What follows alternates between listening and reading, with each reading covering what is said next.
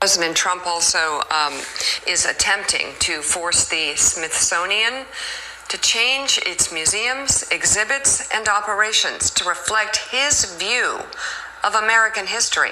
NBC News has learned the White House sent a letter to museum officials directing a wide review of 8 of the Smithsonian's 21 museums ahead of America's 250th anniversary. And within 120 days, the White House says the Smithsonian must replace, quote, divisive or ideologically driven language with unifying, historically accurate, and constructive descriptions.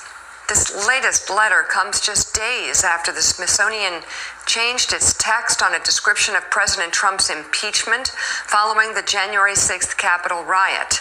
The new wording has no references to Trump's statement challenging the 2020 election results as being false. Whoa. I mean, let's be blunt. This is really bad and really, really dangerous. A nation needs to know its history. It has to be honest about its history, to learn from it, to honor it, and also to then grow and improve for the present and future. There's no way that rewriting a history to fit one president's vision is good for a nation's health or is good for a nation's democracy. We've already seen the Smithsonian change its impeachment exhibit, because to eliminate the references to President Trump. They've been restored, modified, edited, sanitized some, but at least they're back. But now it seems like that's just the first step to a sweeping revisiting of American history through the Smithsonian's. We already know a little bit about how this president views this issue in his administration.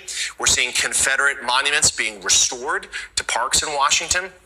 We're seeing military bases being renamed by 2 Confederate generals, or clever by half, some named after the same name, Bragg, as a Confederate general. And Anthony Coley, this is not what a healthy democracy does. Doesn't it feel weird to just be like getting coffee? Like with our crumbling democracy? Is this what people felt like in Nazi Germany? Don't say that. What do you mean? Listen, I get that you don't like Trump and that's fine, but acting like he's going to kill 6 million Jews is ridiculous. It completely dishonors the survivors and victims of the Holocaust.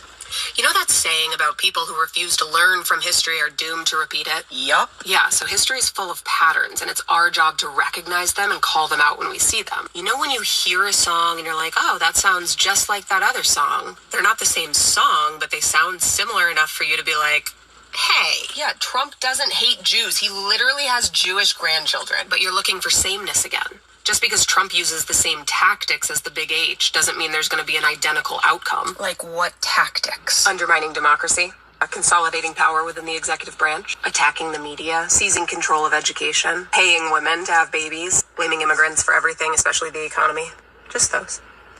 Okay, do you know when Hitler became the leader of the Nazi Party? I couldn't tell you the exact day, but the 1930s. 1921, but so few people pay attention to the lead up to the Holocaust. We just focus on the outcome. Historians and Holocaust survivors have warned us for damn near 100 years at this point. Don't just remember how it ended, pay attention to how it began.